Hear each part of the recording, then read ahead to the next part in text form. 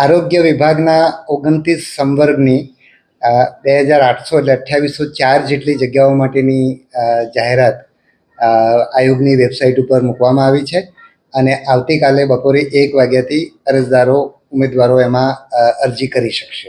લોકોની આરોગ્યની જે જરૂરિયાત છે એ ડૉક્ટરોના અભાવે પરિપૂર્ણ ના થાય એ બહુ ગંભીર બાબત ગણાય અને માટે આરોગ્ય વિભાગ પણ બહુ ચિંતિત હતું.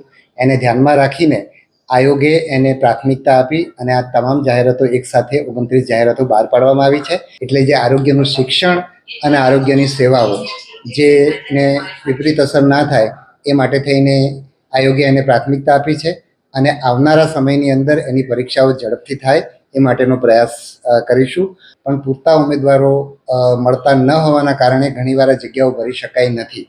એને ધ્યાનમાં રાખીને અમે આ જાહેરાતમાં એવી પણ જોગવાઈ કરી છે કે અત્યારે જે ઉમેદવારો એમના અભ્યાસના છેલ્લા વર્ષમાં હોય તે પણ અરજી કરી શકે છે અને ઇન્ટરવ્યૂ પહેલાં એ લોકો પાસે એની ડિગ્રી હોવી જરૂરી છે.